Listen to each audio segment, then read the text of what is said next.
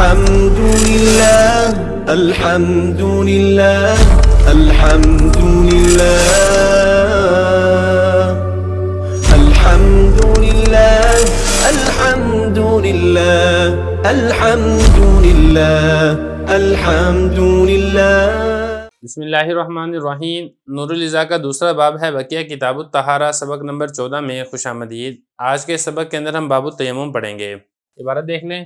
یصح بشروط ثمانیۃ الاول والنیۃ وحقیقتها عقد القلب علی الفعل ووقتها عند ضرب یده علی ما یتیمم به وشروط صحة النیۃ ثلاثۃ الاسلام والتمییز والعلم بما ينویہ ویشترط لصحة نیۃ التیمم للصلاة به احد ثلاثۃ اشیاء اما نیت الطہارت او استباحۃ الصلاۃ و نیت عبادت مقصودۃ لا تصح بدون طہارت فلا یصلی به اذا نوى التیمم فقط ونواه لقراءۃ القرآن ولم یکن جنبا۔ الثانی العذر المبیح للتیمم كبعده میلا عن ماء ولو في المصر وحصول مرض وبرد يخاف منه التلف او المرض وخوف عدو وعطش واحتیاج لعجن لا لطبخ مرق ولفقد آلة وخوف فوت صلاة جنازة او عید ولو بناء وليس من العذر خوف الجمعة والوقت۔ ترجمہ دیکھ لیں۔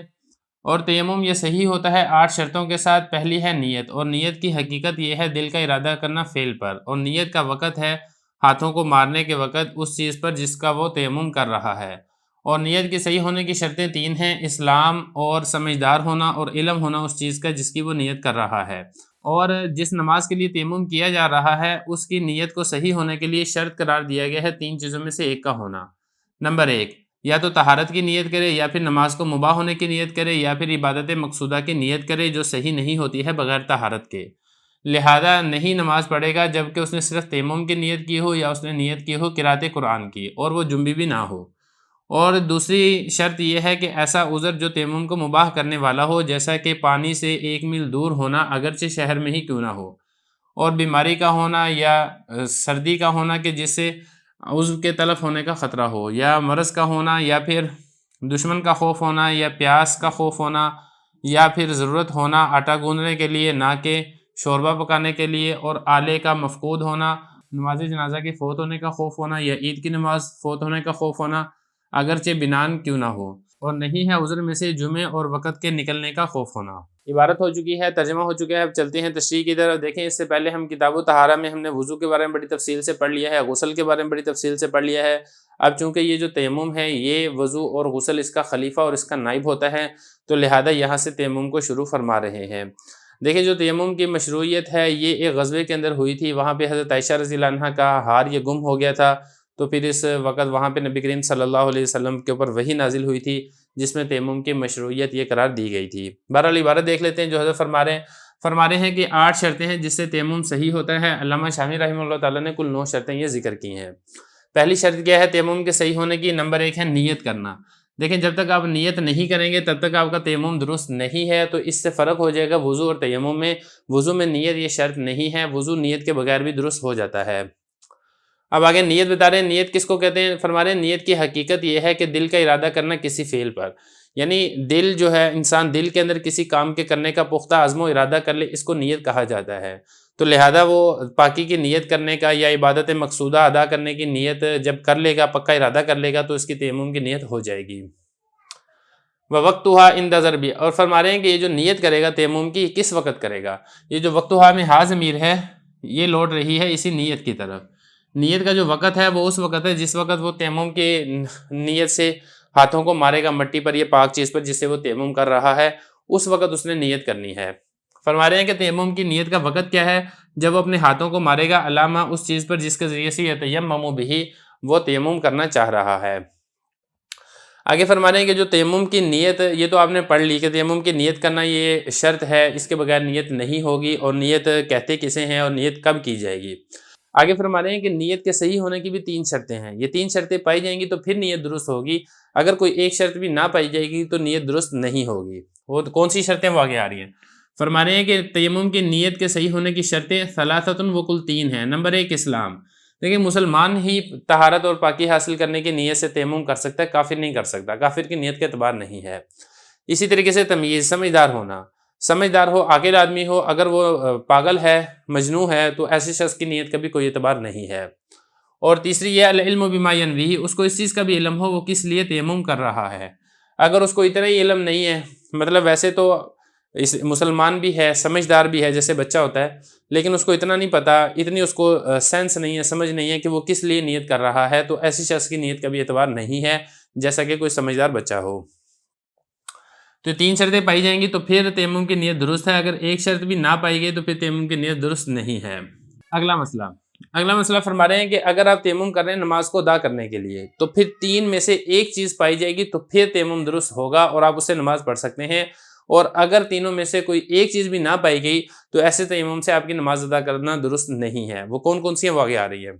فرما رہے ہیں کہ شرط قرار دیا گیا ہے نماز کے لیے تیمم کرنے کی نیت کا صحیح ہونے کے لیے، مطلب آپ تیمم کی نیت کے لیے جو شرطیں وہ آپ نے پڑھ لی ہیں، تیمم کب کیا جائے گا وہ آپ نے پڑھ لیا ہے، لیکن نماز کے لیے اگر آپ تیمم کرنا چاہ رہے ہیں تو پھر 3 چیزوں میں سے ایک چیز کا ہونا یہ شرط قرار دیا گیا ہے۔ وہ کون سی ہیں؟ فرما رہے ہیں احد الثلاثۃ اشیاء، 3 چیزوں میں سے ایک چیز یہ شرط قرار دی گئی ہے۔ نمبر 1،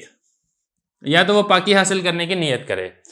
وہ نیت اس لیے کر رہا ہے کہ جس طریقے سے وضو میں نیت کی جاتی ہے پاکی حاصل کرنے کے لیے، اسی طرح وہ تیمم میں بھی پاکی حاصل کرنے کی نیت کرتا ہے تو پھر اس تیمم سے وہ نماز پڑھ سکتا ہے۔ نمبر 2، وہ نیت کرتا ہے نماز کے مباح ہونے کی۔ دیکھیں نماز کے لیے آپ کو معلوم ہے کہ پاکی شرط ہے، ناپاک آدمی یا بے وضو آدمی نماز نہیں پڑھ سکتا ہے، تو وہ نیت اس لیے کرتا ہے کہ میرے لیے نماز پڑھنا مباح ہو جائے، حلال ہو جائے، اگر اس نیت سے تیمم کرتا ہے تو پھر ایسا شخص اس تیمم سے نماز پڑھ سکتا ہے، وگرنہ نماز نہیں پڑھ سکتا ہے۔ 2 اور نمبر 3، عبادت مقصودہ، کوئی ایسی عبادت کی نیت کرتا ہے جو کہ مقصودی عبادت ہو، یعنی فرائض میں سے ہے، واجبات میں سے ہے، اور وہ عبادت بھی ایسی ہو جو کہ تیمم یعنی پاکی کے بغیر درست نہ ہوتی ہو، تو ان تینوں میں سے ایک کی نیت کر لے، یا تو وہ نیت کر لے طہارت کی، یا وہ نیت کر لے نماز کو مباح ہونے کی، یا وہ نیت کر لے عبادت مقصودہ کی۔ عبادت مقصودہ بھی یہ نماز ہی ہے، کیونکہ نماز ہی ہے جو طہارت کے بغیر درست نہیں ہوتی، اس کے علاوہ بھی دیگر عبادات ہیں، یا اسی طریقے سے ایک اور اس کی مثال بنے گی جیسا کہ طواف کے لیے تیمم کرنا، وہ بھی چونکہ عبادت مقصودہ ہوتی ہے۔ فرما رہے ہیں کہ وہ نیت کرے عبادت مقصودہ کی، ایسی عبادت مقصودہ جو طہارت کے بغیر درست نہ ہوتی ہو۔ فلا یصلی بہ اذا نوى التیمم فقط، لہذا اگر اس نے صرف تیمم کرتا ہے، صرف تیمم کی نیت سے کہ میں تیمم کر رہا ہوں، بس یہ اس کی نیت ہے، تو صرف اس نیت سے نماز پڑھنی درست نہیں ہوگی، کیونکہ ان تینوں میں سے کسی ایک چیز کی اس نے نیت نہیں کی ہے۔ فرما رہے ہیں فلا یصلی بہ اذا نوى التیمم فقط، لہذا نماز نہیں پڑھے گا اگر اس نے صرف تیمم کی نیت کی ہے، یا اس نے نیت کی ہے قرأت قرآن کی، چونکہ قرآن مجید کی قرأت یہ بھی اس کے لیے بھی پاکی ضروری ہے، اگر وہ قرآن مجید کی قرأت کے لیے تیمم کرتا ہے تو پھر ایسی صورت کے اندر بھی اس تیمم سے وہ نماز نہیں پڑھ سکتا ہے، البتہ یہ کہ وہ جنبی تھا، ناپاک تھا، اور اس وقت پھر اس نے قرأت قرآن کے لیے اس نے تیمم کیا ہے، تو چونکہ جنبی ہو جب وہ تیمم کرے گا تو پھر اس صورت کے اندر اس کو پاکی حاصل کرنے کی نیت بھی ہوگی، تو طہارت کے حصول اس کی نیت بھی پائی جا رہی ہے، لہذا وہ قرأت قرآن بھی کر سکتا ہے اور اس سے نماز بھی پڑھ سکتا ہے۔ فرما رہے ہیں کہ یا اس نے قرأت قرآن کی نیت کی ہے اور وہ جنبی نہیں تھا، اگر وہ جنبی ہوگا تو پھر چونکہ طہارت کی نیت بھی ہوگی، لہذا اس صورت کے اندر وہ قرأت قرآن کے ساتھ ساتھ نماز بھی پڑھ سکتا ہے۔ یہ تو ہوگی پہلی چیز۔ یہ جو اب الثانی کہہ رہے ہیں نا، یہ ثانی کا تعلق یہاں کے ساتھ ہے کہ جو تیمم کے صحیح ہونے کی شرطیں ہیں نا وہ کل 8 شرطیں ہیں، پہلی شرط اوپر آ گئی ہے نیت، اب یہاں سے دوسری شرط بیان کر رہے ہیں کہ دوسری شرط پائی جائے گی تو پھر آپ تیمم کر سکتے ہیں، اسی طریقے سے باقی جو شرطیں ہیں وہ بھی ایک ایک کر کے آگے آئیں گی۔ دوسری شرط فرما رہے ہیں کہ کوئی ایسا عذر پایا جائے جس سے تیمم کرنا یہ مباح ہو جائے۔ دیکھیں جو پاکی حاصل کی جاتی ہے وہ پاکی حاصل کی جاتی ہے پانی کے ذریعے سے، تو لہذا اگر کوئی ایسا عذر پایا جائے جس کی وجہ سے آپ پانی استعمال نہ کر سکتے ہوں تو پھر اس صورت کے اندر آپ تیمم کر سکتے ہیں۔ فرما رہے ہیں کوئی ایسا عذر پایا جائے جو تیمم کو مباح کرنے والا ہو، مثال کے طور پہ پانی 1 میل دور ہے، 1 میل کے ایریے کے اندر پانی موجود نہیں ہے، اب یہ 1 میل کتنا بنتا ہے؟ دیکھیں آج کل کلومیٹر کے اعتبار سے یہ تقریباً 1 کلومیٹر پورا اور دوسرا کلومیٹر آپ یہ لگا لیں 800 میٹر کے قریب، یعنی تقریباً 1800 میٹر کے قریب یہ بنتا ہے آج کل کے کلومیٹر کے حساب سے۔ اگر اتنے سراؤنڈنگ میں اتنے ایریے کے اندر پانی کہیں پر بھی نہیں ہے تو ایسا شخص تیمم کر کے نماز پڑھ سکتا ہے، اگرچہ وہ شہر کے اندر ہی کیوں نہ ہو۔